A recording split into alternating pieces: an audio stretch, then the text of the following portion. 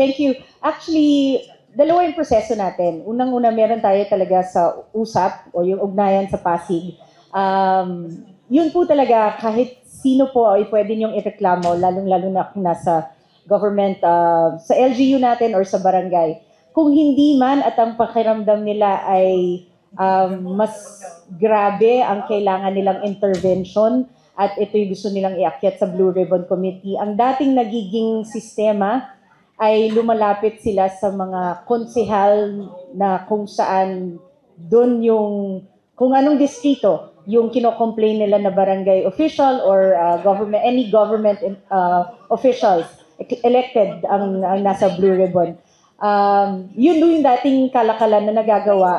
Kaya nung kami po ay umupo bilang bagong chairperson ng Blue Ribbon Committee, minabuti namin na ang dapat pong sumbungan talaga ng aming constituents ay direkta muna sa secretariat.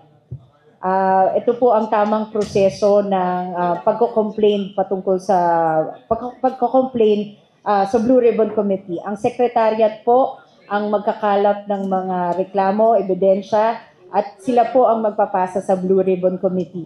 While hindi rin naman po namin, dahil siguro hindi rin maiiwasan, dahil I'm sure marami rin baka magtanong kung sino ba talaga yung secretariat, saan ba sila pupunta, or mas gusto nila na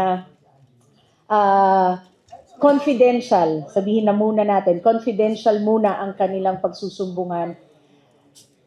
Hindi namin ini-encourage, pero pwede hong tanggapin ng Blue Ribbon Committee kung manggagaling ito sa sino mang konsehal na gusto nilang lapitan. Pero again, bilang committee chairperson, ang gusto namin sanang proseso ay ang pagsusumbong sa Blue Ribbon Committee ay dadaan muna sa secretariat.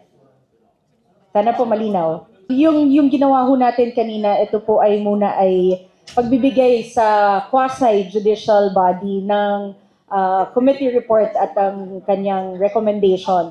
Ang Blue Ribbon po ay hindi maghahatol o magpapataw ng kahit na anong disposition. Ito po ay isasubmit sa quasi-judicial at ang quasi-judicial po ang magbibigay ng karampatang disposition kung anong nararapat para sa kasong yun.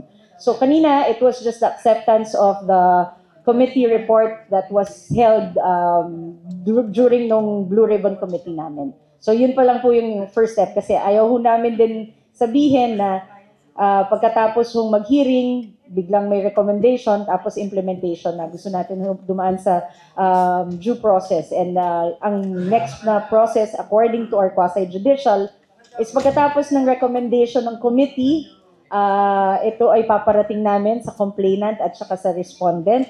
At pagkatapos noon, hihingan kung meron silang masasabi. Kung wala naman po, ay babalik ito sa quasi-judicial at doon na po namin dedebatihan kung ang tamang suspension ba ay enough or kailangan itong dagdagan.